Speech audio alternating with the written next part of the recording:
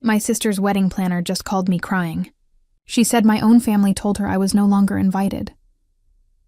Those words kept echoing in my head like a nightmare I couldn't wake up from. I froze, holding my phone, staring at the wall while she added, "But they said you can keep your $60,000. $60,000. The same money I gave to help pay for the wedding that I was now banned from. Like, share and subscribe. You won't believe what happened next." I laughed. Not because it was funny, but because it felt unreal. My younger sister Madison was getting married next week. I had been helping with everything: the venue deposit, designer flowers, even her dream dress fitting. Every single decision, I was there, writing checks and smiling through it. And now, I was being treated like some unwanted guest at my own family's event. I called my mom, my hands shaking. "Mom, what's going on? Why did the planner say I'm uninvited?" There was a long silence before she replied coldly, "Haley, this wedding is about Madison. We don't want any distractions." "Distractions?" I asked, completely lost. "What distractions?" She sighed like I was some burden. "You always make things about you, Haley.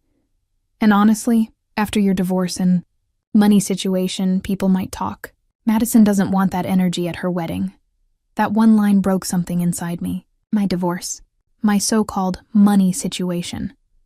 They had no idea that the business I built after my divorce was finally thriving, that I wasn't broke anymore. In fact, I was earning more than everyone in that family combined. But I never bragged. I stayed silent, rebuilding myself after being left with nothing. Still, I couldn't believe they would go this far.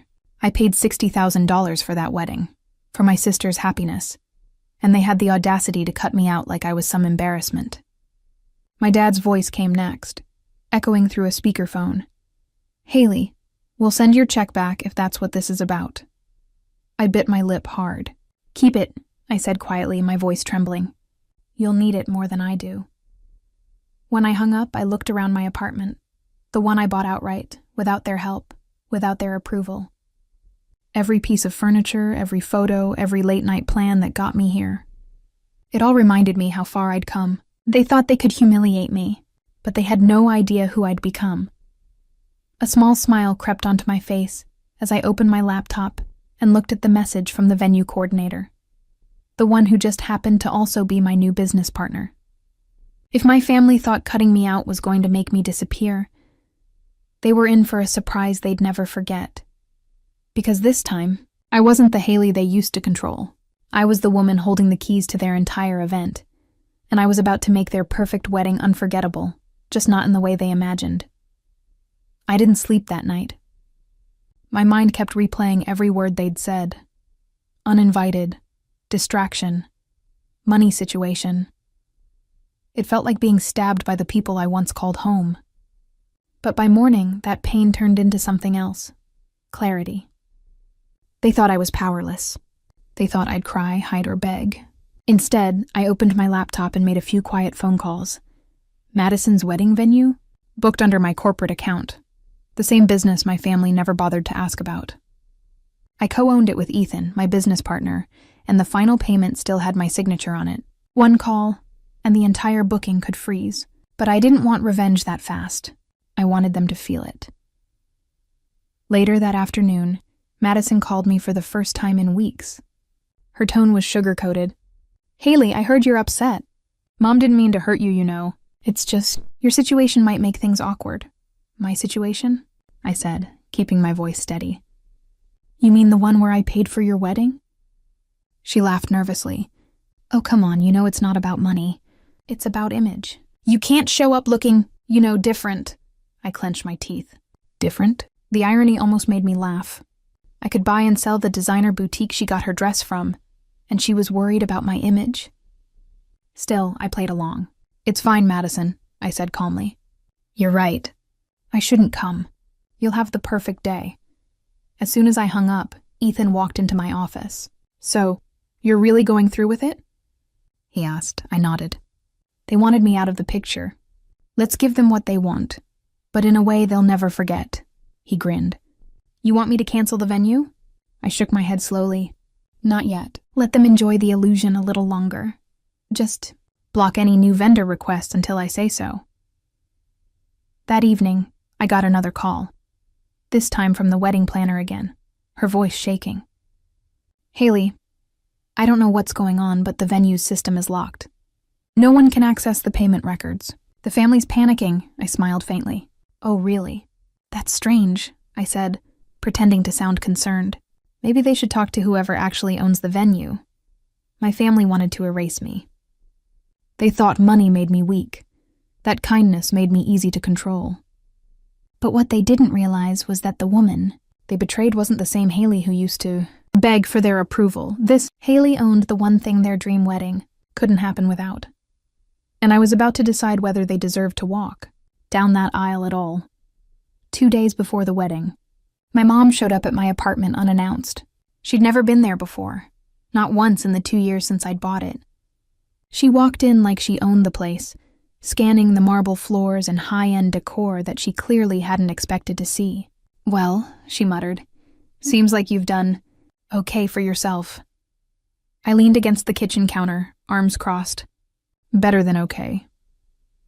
If you're still here, don't blink, because the twist you're about to hear flipped everything upside down.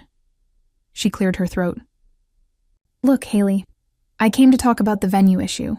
The planner said there's some system problem. We need it fixed before Saturday. I smiled politely. System problem, huh? Maybe that's something you should ask the venue owner about. Her eyebrows drew together. What do you mean? I walked over to the cabinet, grabbed a folder, and slid it across the counter. That's the ownership agreement for the Meadowstone estate. The same place Madison's wedding is supposed to happen. She flipped the papers open, her face draining of color as she read my name, Haley Anderson, co-owner and managing partner. Her lips parted, but no words came out. I continued, my tone calm but sharp. You said I was a distraction, that I shouldn't be part of this wedding. Fine. But maybe you should have checked who actually made that wedding possible. She looked furious, but too shocked to speak. You bought the venue? I nodded. Months ago. I invested in it when it was struggling. Madison's wedding was supposed to be its relaunch event. But now, I smiled faintly. I'm not sure if I should let it go forward. After all, I wouldn't want to ruin her perfect day. She slammed the folder shut. Haley, this isn't funny. People have flown in. Vendors are booked. I tilted my head. Oh, so now I'm needed? I thought I was a distraction. She hesitated, her pride fighting against her panic. Can't you just let it happen for your sister? I met her eyes coldly. You mean the sister who uninvited me from a wedding I paid for? The one who called me a bad image for the family? Her silence said everything. She finally muttered, I'll talk to your father. We'll fix this. But as she turned to leave, I said softly, don't bother. The only person who can fix it is me. After she left, I exhaled slowly. My hands trembled, not from fear, but from the rush of finally taking control. For years, they looked down on me, treated me like the broken one, the failure, but now the tables had turned. I wasn't just part of Madison's wedding, I was the wedding. Without me, there'd be no vows, no photos, no guests, no dream day. And when the truth came out publicly, my family's reputation would collapse faster than Madison's fake smile. Because on that aisle, under those perfect lights, everyone would find out exactly who made this wedding happen and who destroyed it. The morning of the wedding arrived. Clear skies, golden sunlight, and chaos everywhere. The venue phones were ringing nonstop, vendors were outside arguing with staff, and my sister was apparently crying in the bridal suite because nothing was going as planned. I watched it all from the balcony of my office inside the estate. No one knew I was there, not yet. Ethan stood beside me sipping coffee. They're losing it down there, he said, grinning. You really gonna let this play out? I smiled faintly. Not yet. I want them to feel what it's like to be powerless, just like they made me feel. Down below, I could hear my mom yelling at the coordinator. How could you cancel the photographer? And why is the catering truck locked outside the gate? The planner looked like she was about to faint. Ma'am, the system says the venue is restricted access today unless approved by the managing partner. My dad's voice came next, sharp and angry. And who the hell is that supposed to be? The planner hesitated, then whispered, Haley Anderson. The silence that followed was almost cinematic. My mom's face froze. Madison's jaw dropped, her perfect bridal makeup barely hiding the shock. "Haley?" she gasped. "This is her doing?" I waited exactly 5 minutes before walking down the stairs. The moment I stepped out, the entire room went silent. My heels echoed across the marble floor as every eye turned toward me. Madison's fiancé, Jason, blinked like he'd seen a ghost. "Haley, what are you—" I cut him off with a calm smile. "Making sure my investment is being used properly." Madison stormed forward, her voice sharp. "You can't just ruin my wedding because you're jealous." "Jealous?" I laughed softly. "Sweetheart, I paid for your wedding. The dress, the flowers, the deposit, everything. And the venue? That's mine too. So if anyone here should be walking away hurt, it's not me." My dad tried to take control. "Haley, this is not the time. Just sign off and let the event continue." I looked at him with the same cold tone he once used on me. "You told me I was an embarrassment, a distraction, remember?" He swallowed hard but said nothing. Then, with every guest now staring, I turned to Madison and said, "You told me to keep the 60,000. You said I could keep it, so I did. And now I'm keeping this day too." A collective gasp spread through the crowd. Madison's face turned white as she realized what was happening.